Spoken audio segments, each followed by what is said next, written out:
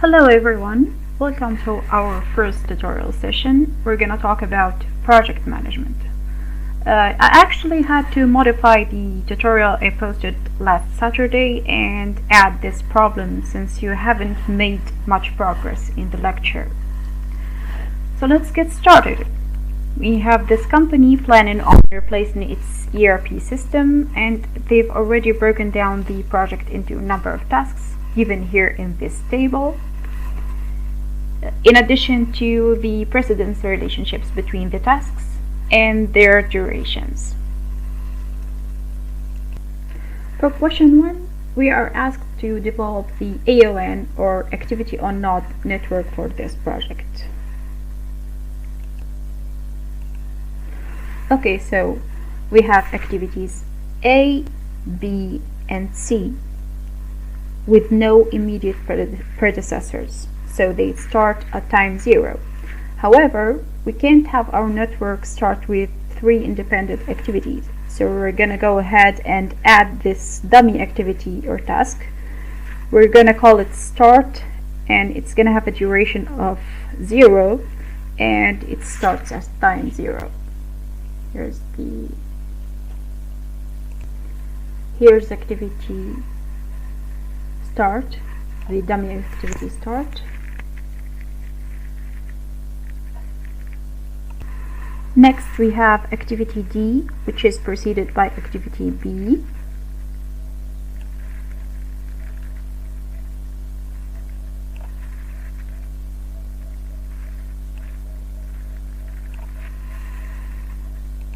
Then we have activity E, which is preceded by both A and D.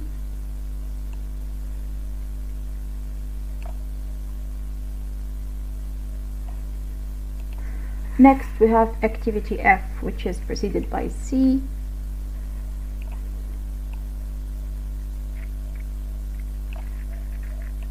And finally we have activity G, which is preceded by both E and F. Okay, so since G has no immediate successors, we're gonna go ahead and add another dummy activity and activity just to close off the network.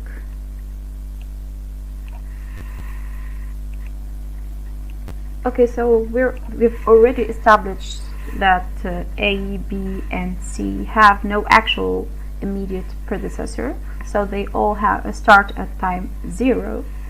And their earliest finishing time is going to be their earliest starting time plus activity time or duration. So for activity A, the earliest starting time is the earliest finishing time is 2. For activity B, the earliest finishing time is 5, and for activity C, the earliest finishing time is 1. Next, we have activity D with one immediate predecessor, activity B, so its earliest starting time is gonna be equal to B's earliest finishing time, which is 5. Same thing for activity F. It has one immediate predecessor, which is activity C, so its earliest starting time is equal to C's earliest finishing time. And of course, for activity D, the earliest finishing time is 5 plus 10 equal to 15, and for C it's 1 plus 6 equal to 7. Okay, so now for activity E, it's just a little bit trickier since it has not one but 2 immediate predecessors. So we can't start activity E unless both A and D are finished. So the earliest time E could be started is when A and D had a chance to be completed. So the earliest starting time for E is going to be equal to the maximum between the earliest finishing times of A and D, which is 15 weeks.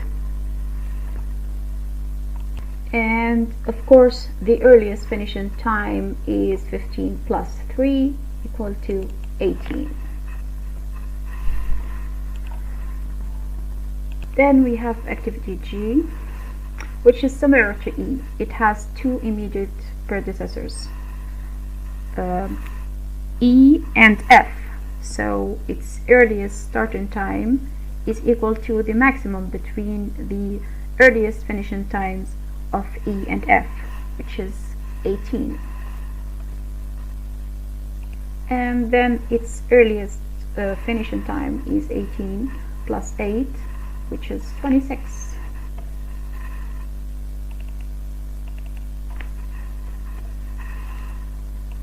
And of course the dummy end activity starts at 26. 26 plus 0 equal to 26. Okay, so now we're done with the forward pass. We calculated all the earliest starting and finishing times for all activities. Now we're gonna go backward and calculate the latest starting time and latest finishing time for all activities. For the end activity, we have no further information dictating that the latest starting time, finishing time is anything different from the earliest starting time, so it's also 26. To find the latest starting time, we subtract the duration of the activity from the latest finishing time, so 26 minus 0 equal to 26. Okay, next we have G. It only has one immediate successor, so its latest finishing time is going to be equal to its successor's latest starting time, 26. 26 minus 8 equal to 18. I just went ahead and filled in the latest finishing times and latest starting times for all the other activities because they're all the same. They all have one immediate successors. However, for the start activities, we have three immediate successors: A, B, and C. Sorry, this is missing the latest starting time, which is 13. So for the start activity, the latest finishing time is going to be the minimum between the latest starting times of A, B, and C. And here the minimum is 0. The minimum between 13, 0, and 11 is 0. So the latest starting time for the start activity is 0 minus 0 equals 0. Okay, so now we finally have our network ready. This is how it looks. Next, we're gonna move on to question 2, which is to identify the critical path and the project completion time. The project completion time is of course 26 weeks. It is the latest finishing time of the end activity. Now let's find the critical path.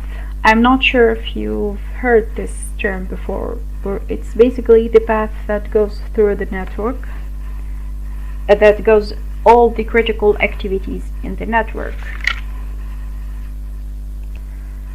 Critical activities are those that cannot be delayed beyond their earliest starting time without delaying the entire project.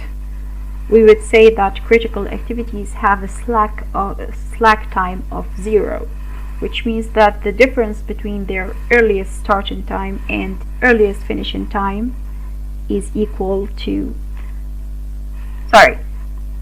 the difference between their earliest starting time and latest starting time is equal to 0. Equivalently, the difference between their latest finish and earliest finish is also equal to 0. Okay, so for our network here, we have activity B. its earliest starting time is equal to its latest starting time. Same for its latest finishing time and earliest finishing time. We also have activity D and activity E and G. So our critical path is gonna go through B, D, E, and G. We're gonna be talking a lot more about the critical path next week and what is it good for, but for the meantime I just really want you to grasp the concept and to really understand what critical activities are. There's usually a common misconception when it comes to critical path. In the course slides,